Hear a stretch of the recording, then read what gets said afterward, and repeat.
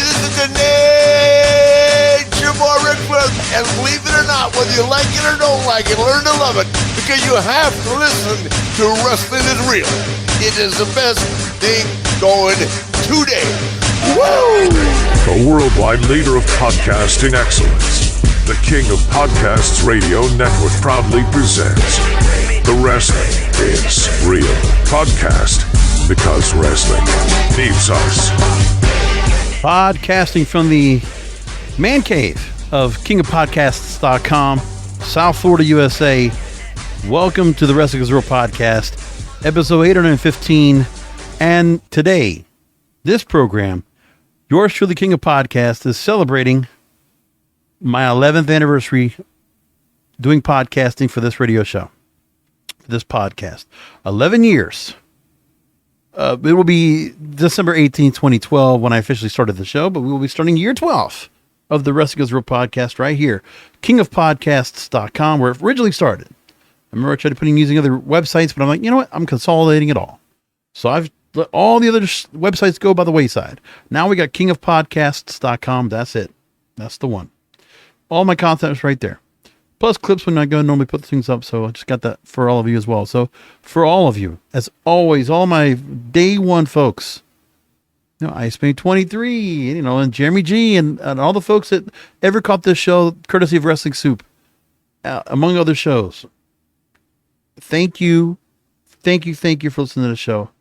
Look, I'm not here to expect that a show gets a whole big audience. I'm not here to cater to kids. All my programming I put under an explicit tag. My YouTube channel is basically over 18.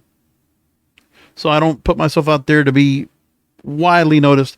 But I mean, I have an older audience. And I have a lot of loyal fans here, like myself, that have been around to see what WWE does on a regular basis.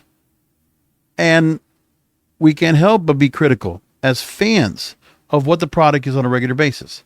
The latest thing we have right now, CM Punk. So we've had a couple of weeks now to just take in what the CM Punk experience is going to be about it. Now, I could just try to go ahead and placate with the fans out there, the fanatics, within their own bubble of the WWE universe, right? I can go ahead and try to placate to them. Yes, CM Punk is back in WWE. Right. Wonderful. Great. And now he gets to come back. Oh, the matches he can have. He's going to get Seth Rollins first, and then maybe he'll go after Roman Reigns, but he's going to have all these other stars to work with. Look at what he's doing so far. Like, there's a couple of sides of the coin we've already been watching from the IWC so far. One person I saw on Twitter, I'm going to just take this anonymous, but I'm going to just take these here and just make a point. One Twitter follower, when I was just looking up the trending CM Punk topic today on Twitter, or from now X, one says, so far CM Punk has made up with Triple H, entered the Royal Rumble for 2024, given talent feedback backstage in NXT via Fightful, sold merch in six-figure sums on his return, and has broken WWE's social media engagement record. So that's high praise. That was what he's accomplished, and that's right. He has done that. Correct. So we want to go and talk about that. This is going to benefit the company. Yeah, he's already paying in spades right now. We're getting residuals off of it.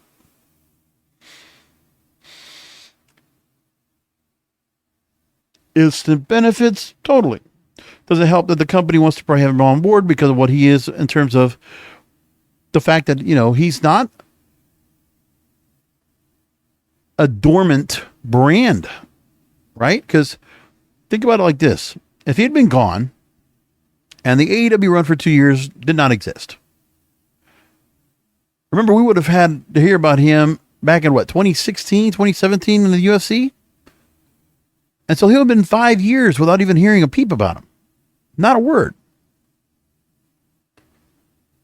And no one expecting for him to come here. But for those people to go ahead and go out here in the audience and just be at the point of saying, well, they want to just dismiss, they want the revisionist history of the fact that, oh, CM Punk hasn't been here. He hasn't come back to this company, to our company. So it doesn't matter what he's done everywhere else. Like, he just went to another indie promotion. So what? Okay. The indie promotion had ratings. They did pull, in some cases, 1 million viewers a number of times when he was on there. He's headlined pay-per-views that had hundreds of thousands of buys. He was part of one of the biggest cards that has not been a WWE show in All Out London, right? Or All In. I mean, he's done all that, but that the company, the fans of WWE, this tribalism, the division. Now, the other thing I keep hearing about is for those out there that are always upset that there's a tribalism on one side or the other. But of course, we know there's always projection on one side. This tribalism is going to end. All right. So let's go ahead and get in here now. Let's go ahead and make more about it. All right. More of these comments. Add Seth Rollins channeling his inner Hangman Page and some other booking similarities to another wrestling company being pointed out.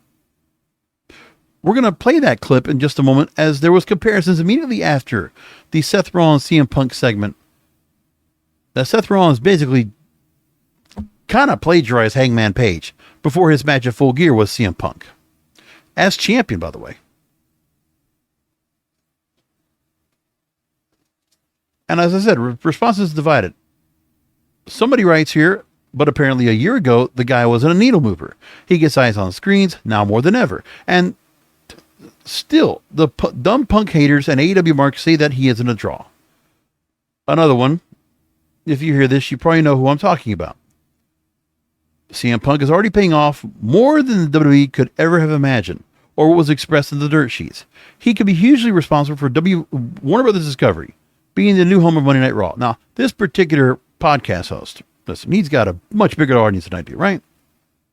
JD from NY206. Listen, I'll mention a name, because if I'm going to mention him, I might as well promote his product, right? On YouTube, JD from NY206.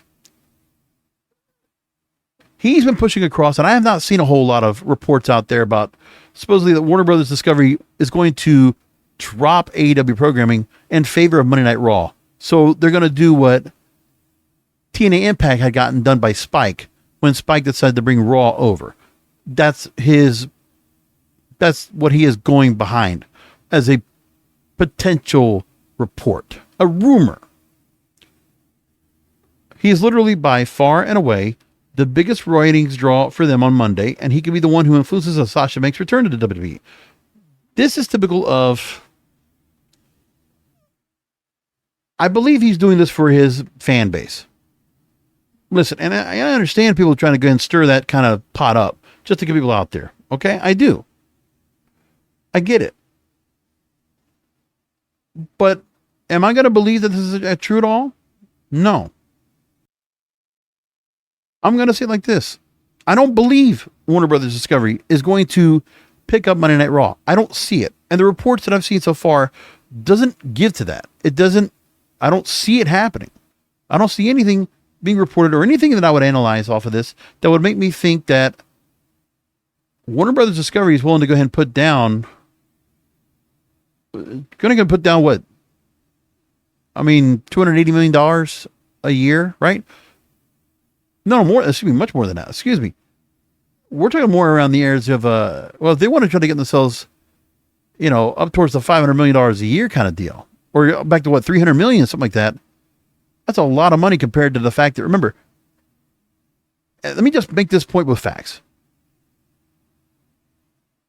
So Warner Brothers Discovery has already invested in live sports when it comes to AEW on the end of what, less than $100 million a year.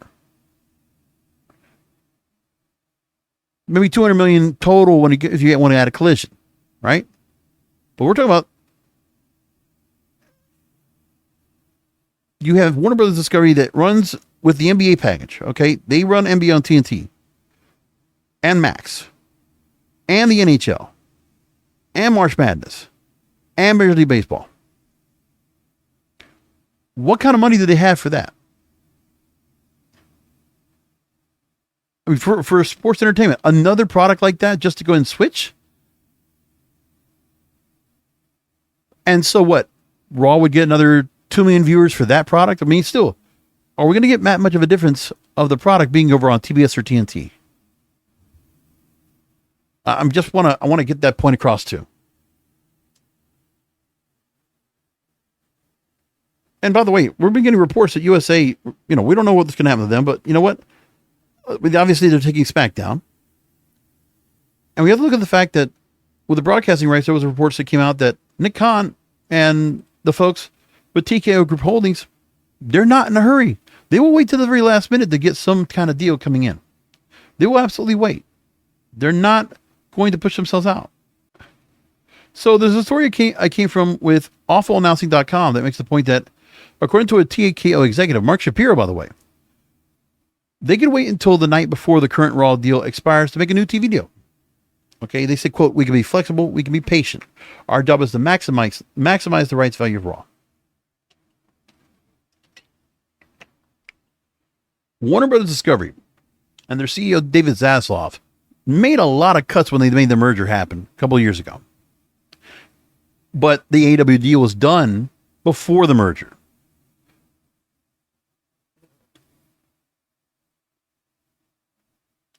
So there were some people that assumed that the deal was close, but it's not necessarily the case that it is. So at the UBS Global Media and Communications Conference, Mark Shapiro, he's the president's chief operating officer of TKO Group Holdings, he discussed the TV rights.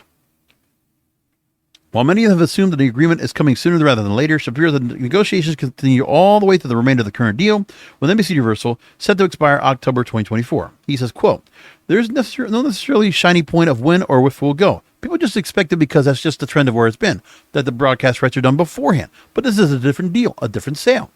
Now, as for Raw and SmackDown, done. But it's also because, in terms of Fox, they want to be able to go ahead and position themselves for the fall 2024. They want to be able to make sure that they have enough ramp to go ahead and be able to go ahead and put something together to find out how they're going to build a Friday night lineup going forward. He says also, I would tell you at the same time, just remember that we do all the production. We just feed. You kind of take it in and you air it or you charge for it. So we can literally wait until the night before the current deal expires if we want to wait to decide where we're going to go in the next deal.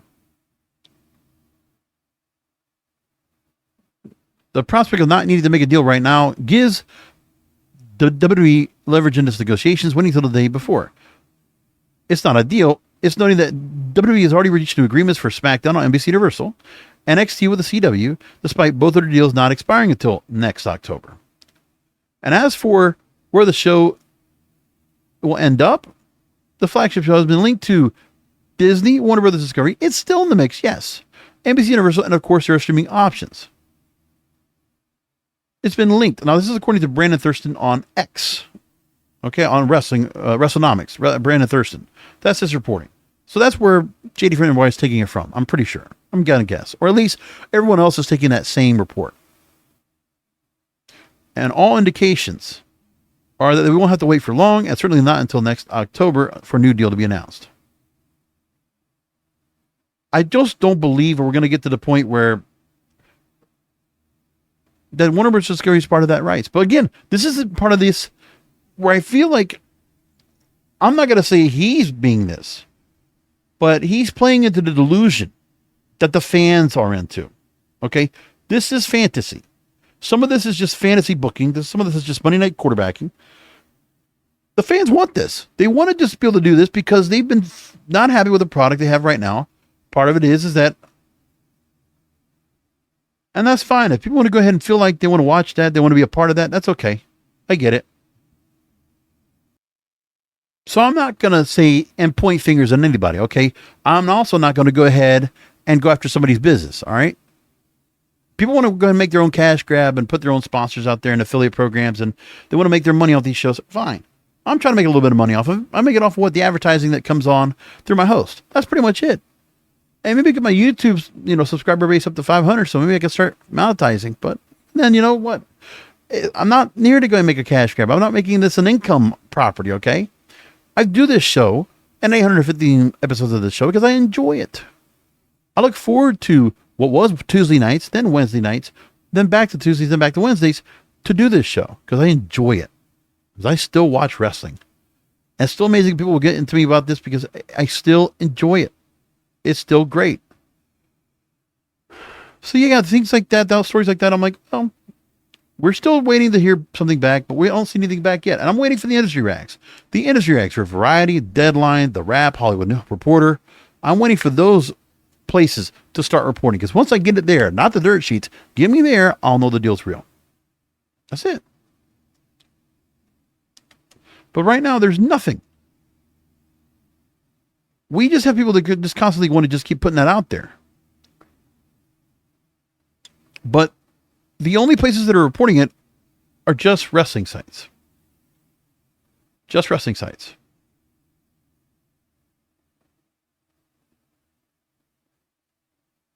Now, Tony Khan was asked about this, and I'm going to go on to this real quick because this is part of the CM Punk hype. This is all this CM Punk thing. CM Punk's return could lead to Warner Brothers Discovery landing Raw, right? That's one of the stories that came from Awful Announcing. They put it in there.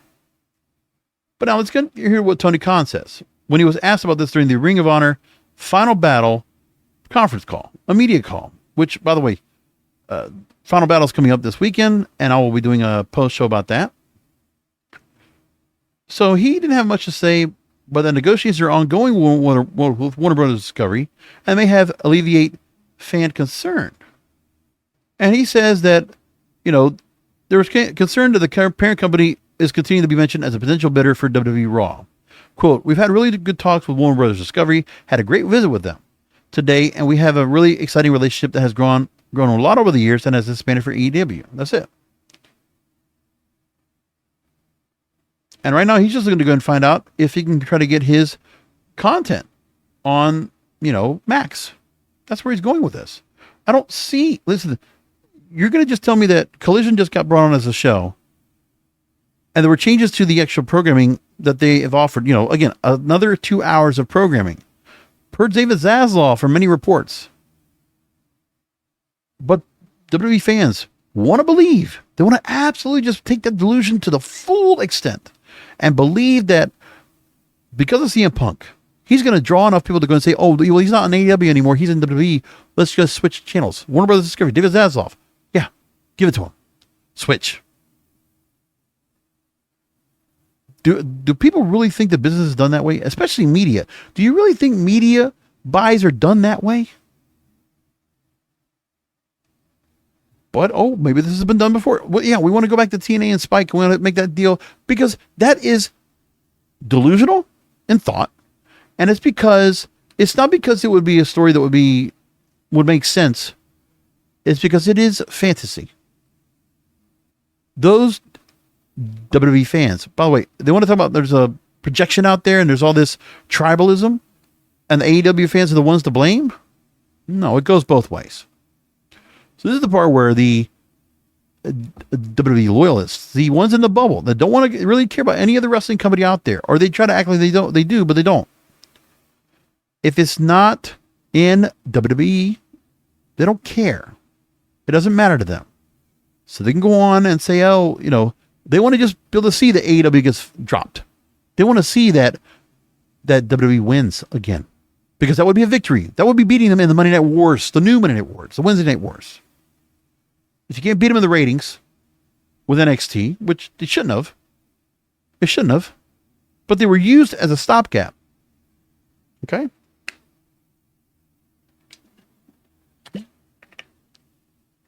And then you decide, okay, well, if they can't really just stack up the card and then beat them on Wednesday nights, then hey,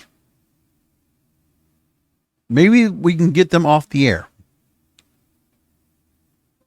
What is so wrong about competition? Like, seriously, everybody is so upset when WCW was around or ECW was around and making such a big deal about it. But then, of course, when the WCW folks go over for the invasion, where everybody's all happy and giddy, right? When ECW came over and did a one-night stand, this is so wonderful. This is so great. And then they were all ECW fans all of a sudden. They all know the Sandman's theme. They know all about Rob Van Dam. All right. Okay. Those years that I did not watch wrestling, and I just basically just casually watched. Because honestly, after 2001, March 26, 2001, and then trying to watch maybe until about 2004, I did not watch the one. I didn't want to watch the program because I knew they were doing what they were going to do with WCW and the stars over there. And you know what? Everyone wants to go and think about, the stars they had over there and what they're doing over there and what they were like compared to what they were doing in WCW. Okay, so in that time, Rey Mysterio and Eddie Guerrero, right? Big stars, big stars. But they're doing their own thing, the Latino Heat and all this stuff. And okay, yeah, they had great matches. So are we going to just diminish the careers that Eddie Guerrero and Rey Mysterio had in AAA? Or in WCW? Really? Oh no, their best matches were only in WWE, right? No, I'm sorry. I watched Rey Mysterio and Eddie Guerrero first time when I saw Lucha Libre When Worlds Collide, the Eric Bischoff produced pay-per-view that they decided to do in 1996, which blew my mind when I saw it. And then, I enjoyed the fact I watched other programming, and that's the problem too. For some of you fans out there, you don't know what it was like to go ahead and really understand what the Monday Night Wars were like, and also watching other programming when all we had was primetime wrestling on Monday nights, right? Primetime wrestling on Monday nights in the 80s. Saturday night's main event 4 times a year on Saturday nights in place of Saturday Night Live. And then what do we have after that? Most nights on syndication, the independent stations we had out there, Friday, Saturday nights. We'd have Glow, Gorgeous Ladies of Wrestling. We'd have Pro Wrestling This Week with Joe Pedicini and Gordon Soley. We'd have ESPN at 4 o'clock showing several wrestling programs. The Best of World Class Championship Wrestling, or Legends of World Class Championship Wrestling. AWA, the American Wrestling Alliance. Right? And we had 6:05 Eastern with NWA and World Championship Wrestling. We had a lot of good programming then. And you know what? We didn't have this kind of tribalism back then. We just enjoyed good wrestling. And then on top of that, we go into later, WCW comes in, we get 4 hours of them every week, or 5 hours of them after that. And then we go along to, ECW, which I caught at 2 a.m. on Sunshine Network. And I was just like, wow. And the one thing I stayed around on, most nights on Friday nights, I stayed home to watch ECW on Sunshine, or I made sure to record on my VCR. And I was pissed when I saw certain nights they didn't have it, because it was preempted for college football or something else. I'm like, what is going on here? Why am I watching UFC football? We just had a different thing, man. And just because everybody, you might have missed the CM Punk run, the initial one, from when I remember seeing him after he comes from OVW and goes to ECW as a straight edge, right? Superstar, and then makes his way to the main roster. And then he's just like, we see him do everything, right? I mean, he ran through the whole roster. How many people do we really have on the roster now that he hasn't taken on yet? There's quite a few. There's still, he could take on, sure. But one of the things that bothers me the most about the CM Punk return is the fact that, in his AEW run, he was more about, he's the veteran. He's, only got so many years left. And he wants to go out there and wants to help the young folks get better. And he did that in front of everybody. So now what's CM Punk doing? Oh, he's in the Performance Center today. Oh, okay, nice. I don't know if it's going to make much of a difference. I mean, he's not going to be there training. He's just there, as a mentor for a day. And then what about, all right, he comes into the company and he has to make himself look like he just never left. 10 years never happened. Gets the hair fixed up, gets himself cleaned up, gets the shirts going. He's dressing a bit more better. He has shirts with sleeves on him again. He's going back to the somewhat of a CM Punk like before. But the problem is, this is a company version of him. You're telling me the outcast, right? This guy was kind of an outcast. He was not the prototypical star. Now he comes into the company again. Now he's made a big star. He made it the level of everybody else. Okay, remember when he was an outsider before, when he was like an outcast? Now he's part of the company. Now he's in the company. He's acting and he's towing the company line. For a cash grab. Is that the same CM Punk we all remember from Ring of Honor? The same one that worked in TNA? Is that the same one? That's my point. And on top of that, what is it with WWE right now? And some of the things they're doing in terms of doing a few things that are a little bit suspect when it comes to what the programming is, right? I mean, what is going on here? Really, just let me ask this question, okay? Because Dave Meltzer, Brian Alvarez, Wrestling Observer Newsletter, Wrestling Observer Radio, they asked about this. And this is not me. I'm taking from them. They got a pretty big voice. They're pretty vocal. And how many times do I report from them? Because as I said with Dave Meltzer, listen, he does get things right. And the backstage intrigue, the backstage stuff, yeah, they usually get some stuff. They probably know about it. They probably know what it is. So we learn about it. And they commented about it. So I want to go ahead and bring up what they said. Let's go ahead and take a listen to the tape.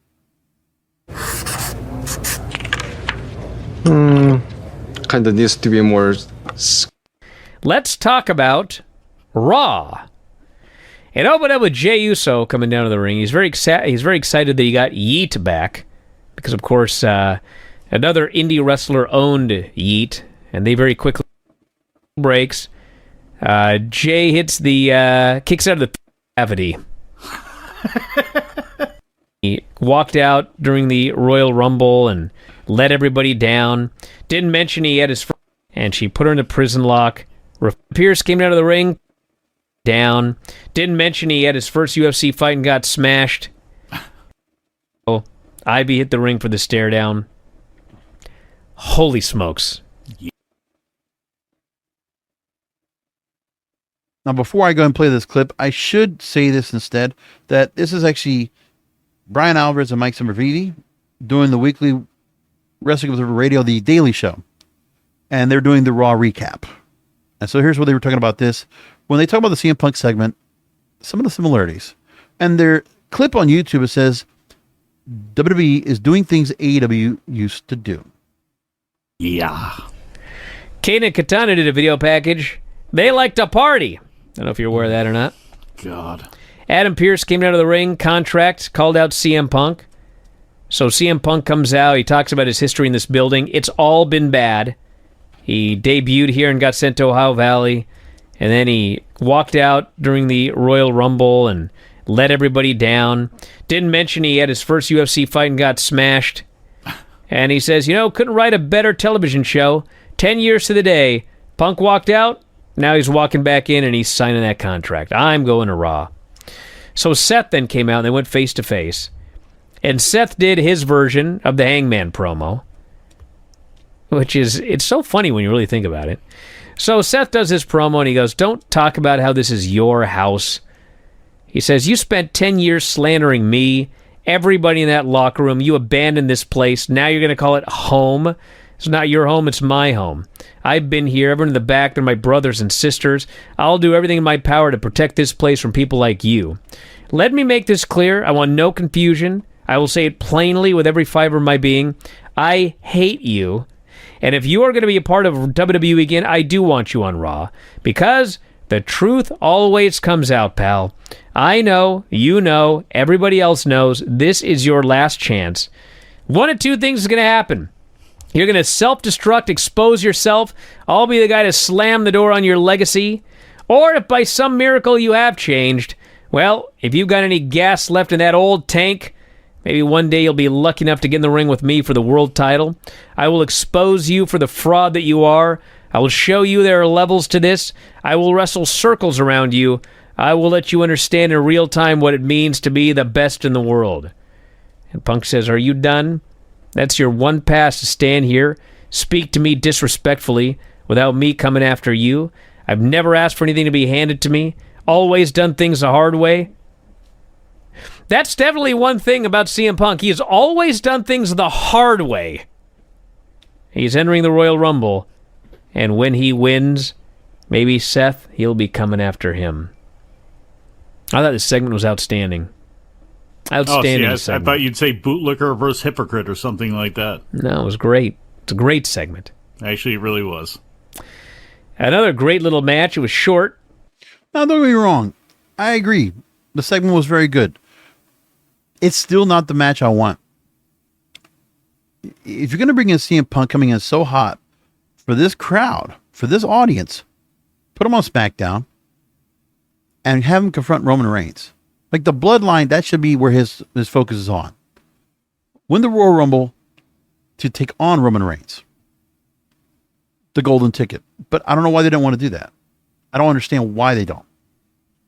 Now, here's the part I wanted to bring up when it comes to why they're saying that there was some similarities with what was being done compared to what was actually happening. You know, in terms of the similarities. Let's go and talk about that. And by the way, this was actually the promo that Seth Rollins kind of uses as a precursor for his promo against CM Punk, right? It's the promo that Hangman Page caused the media scrum. That this was stirred the media scrum the first time CM Punk was suspended. Let's go back to this. Exactly what you would do. And I don't think fighting your hatred, your pettiness, your cowardice was more of the same. I don't think it's the right thing to do. But I will tell you, face to face, man to man, how I feel about you. I don't hate you. I almost pity you. And I have no respect for you and what you've done since you've gotten here.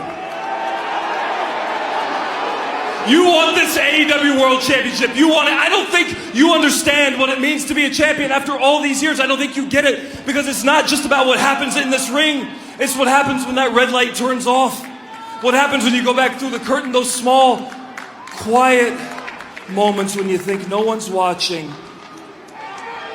That's what makes a champion.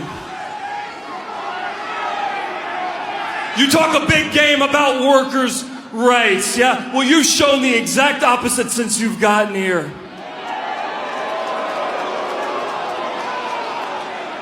I love this place. I care about this place. This is my home. And this Sunday at Double or Nothing, I will not be defending this championship against you. No, for the first time in my life, I will be defending all elite wrestling from you.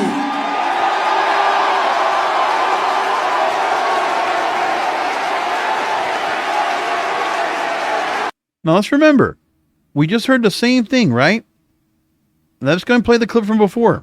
The same thing here. And this is our home. And I will do everything within my power to protect it from people like you.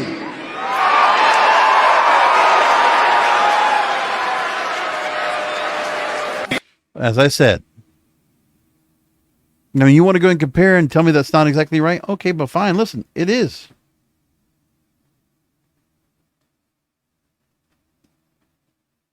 But everybody can go on and have their own kind of feel. Okay? Everybody can go be upset, whatever. That's fine. Doesn't make a difference to me whatsoever. You want to go and feel like you want to pick a side? I don't want to pick a side. Okay? I don't like picking sides. Yeah. Am I leaning AEW? Absolutely.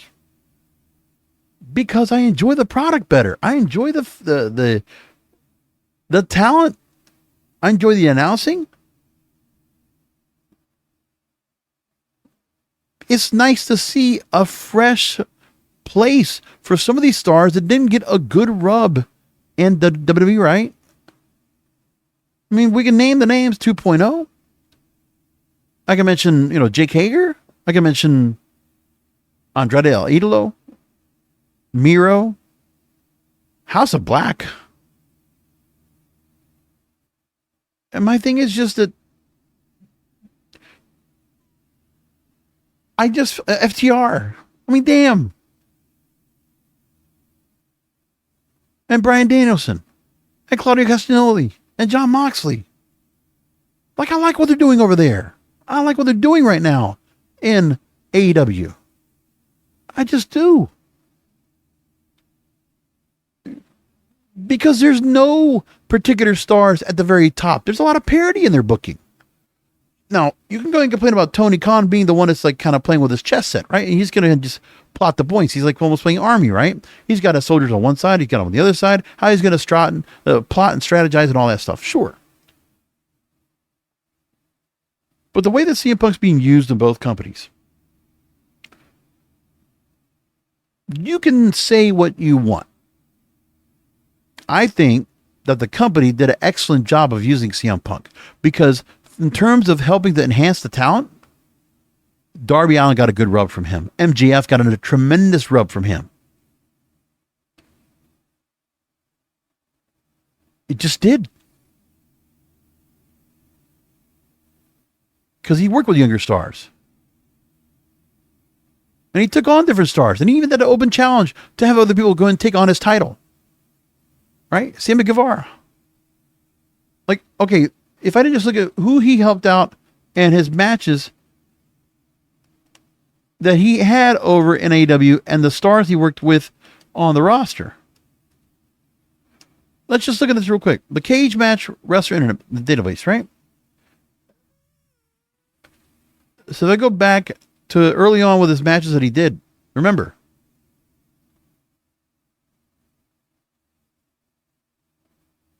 In AEW, there's 33 TV matches, right? Darby Allin. He worked with Powerhouse Hobbs.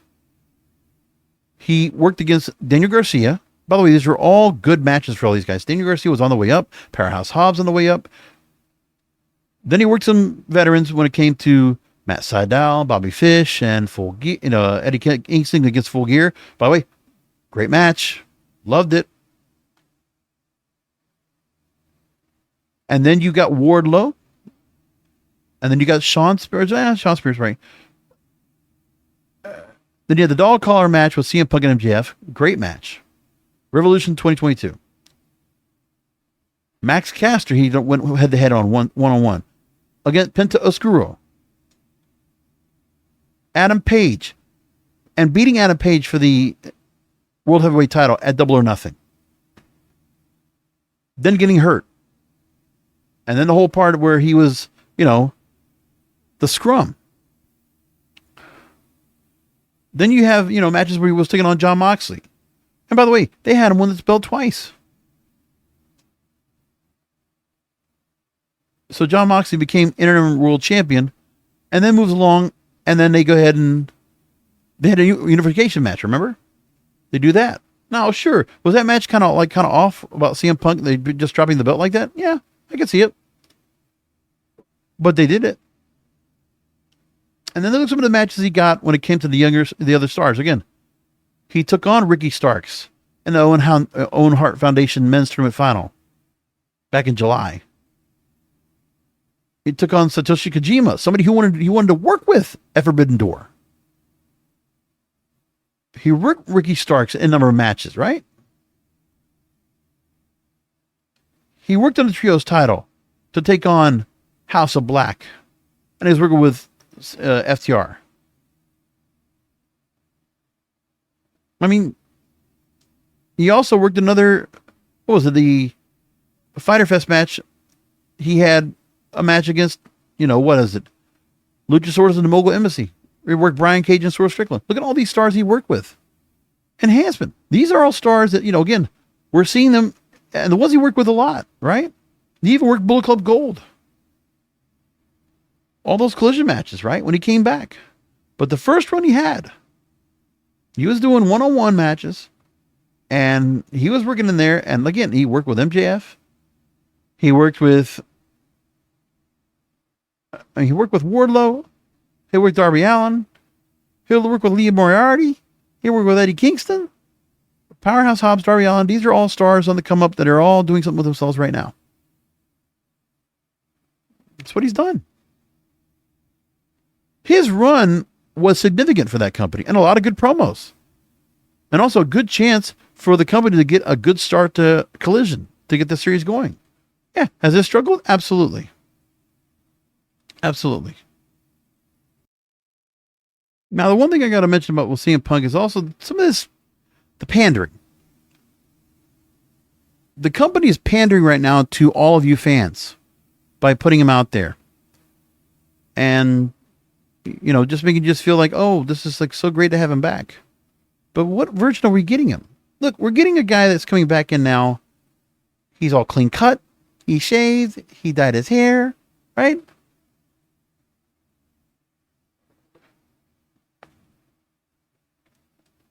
And he's talking to Shawn Michaels, and he's acting all like goody-goody with him, right? Honeymoon phase.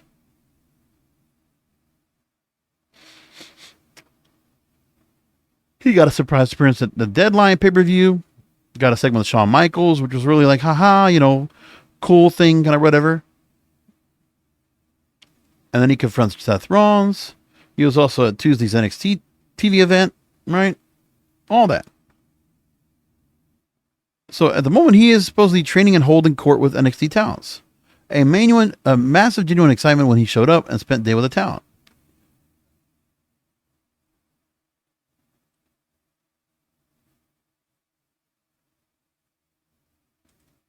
And now there's been a match that's been announced, which is good booking, that he's going to face Dominic Mysterio, right?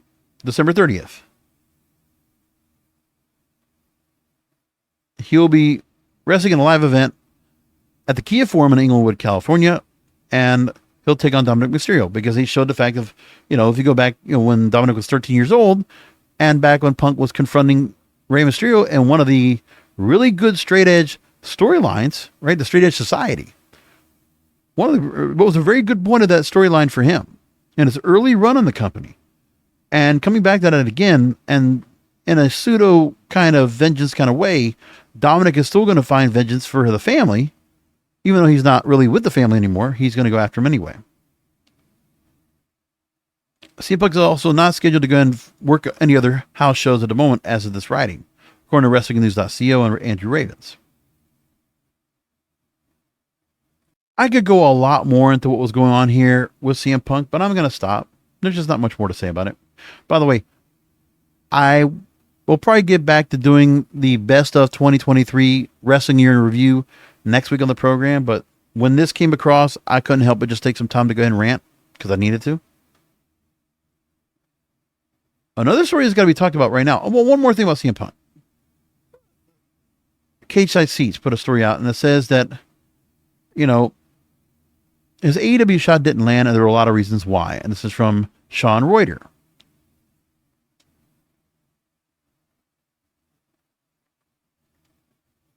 So because of time constraints, his first post-return promo was cut short.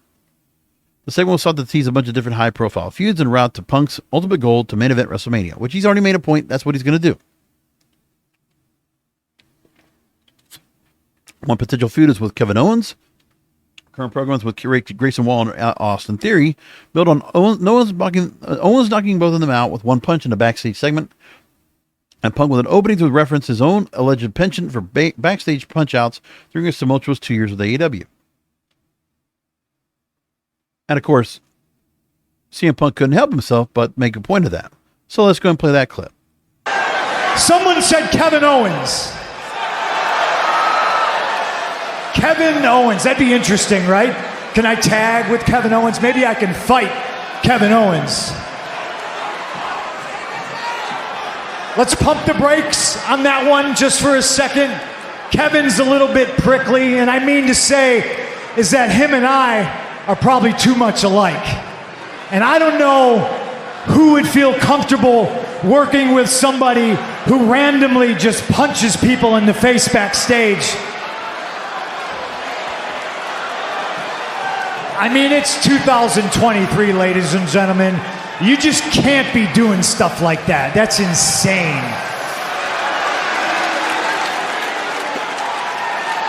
So we got that part, right? No surprise with that.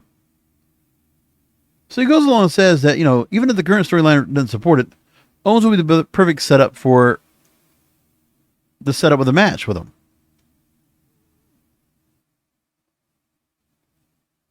And then they confronted.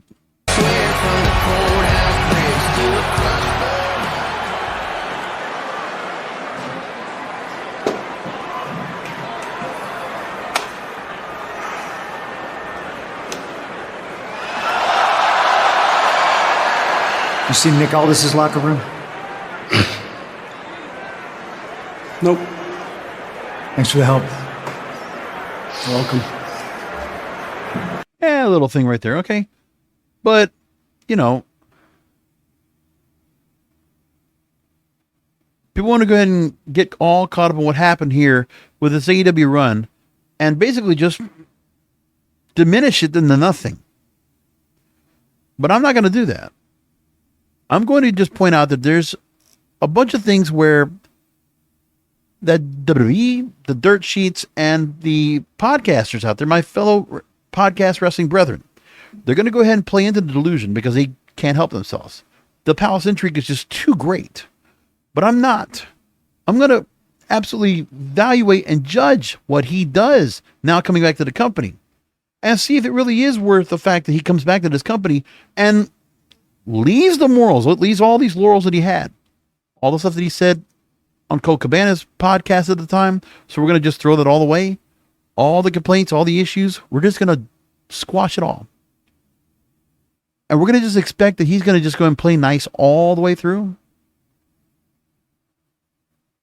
I mean, if you want to feel like that, hey, go ahead. You know, I'm not going to buy that. And for those of you that also don't want to buy into it either, and you just want to be very critical and not get caught up in the tribalism and say, oh, because, you know, I think of one certain way, then I should be bashed for it. No, I don't care. I hold this fort right here strong, 11 years strong. I'll keep doing it. Now, here's a story I wanted to talk about because I thought this was fantastic. MLW and WWE have settled their lawsuit. It's done. No more to deal with it now. So let's go and talk about that part. So the story came out this week. The antitrust lawsuit has come to a close.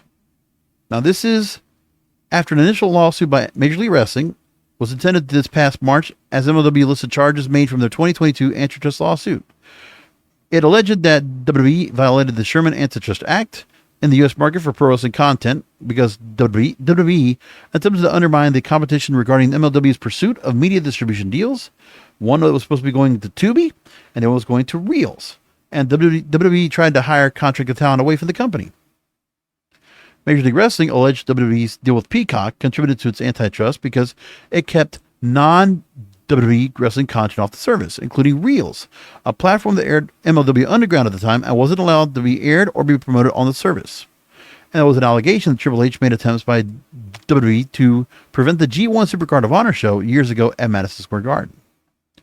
Brand Thurston of WrestleNomics obtained court documents that the two sides are in the process of finalizing a settlement, and that the parties are in the process of completing the final settlement documents and expect to file the appropriate dismissal papers within the next 30 days. Question is, what is the settlement? Because no matter what, I said this before, the fact that the settlement is going to happen and MLW will settle with WWE. I mean, we're not going to worry about who's liable because we're going to get that dismissed. But the settlement is going to say, listen, WWE has to give a considerable amount of restitution to MLW. And do you think Court Bauer is not going to go and use it to invest in his own product? Absolutely. Why not use some WWE money to prop up Major League Wrestling? Absolutely. It makes sense. Good on them. And I don't talk about MLW too much because you know what? The monthly pay-per-views, a little bit hard to go and keep up with and keep up with their programming as well. There's just too many other things going on right now that have been kind of keeping me a little bit at bay to do that. Backstage reaction, by the way, on that settlement has come out. PW Insider says talents in MLW are happy to hear the news, and the resolution will allow MLW to focus on finding a new TV deal and moving forward with growth instead of being caught up in legal battles. And Court Bauer mentioned to the talent last week that announcements will be made and shared his plans to host more shows in both new and established markets next year. So they're working on it, man. They're trying to get themselves out there. The monthly pay-per-views to be for the purpose of trying to get more people to be engaged in the product. So there's storylines that are ongoing and whatever. Great. Hammerstone's back right now with a Titan, with a Mr. St. Laurent and Titan Entertainment, right? And now we have Hammerstone, I guess, apparently going to be a free agent. He's going to be leaving soon. Unfortunate. But, I mean, I'm not surprised he goes somewhere else. I'm just worrying where he would go. I saw Kushida got re-signed. He's going to stay around with TNA and still work New Japan, which is nice for him. That's good stuff. Among other things that are going on. So anyway, that's the show for tonight. We're going to leave it right there. That's everything I have for the program tonight. Thank you for listening in. Find out this program as you always do. Always love having you on and, listen to the program and following me on social media, which of course, at King of Podcasts. And you can find me over on Twitter, now X, formerly Twitter. And where else? Facebook. Still got a Facebook audience and it's not growing that much, but at least it's there and people will do catch the show from time to time, which is nice. Also on TikTok, Threads, Instagram, and LinkedIn. And until next week, and I say this after every show, 11 years later, come back for another Wrestling Observer podcast because wrestling needs us.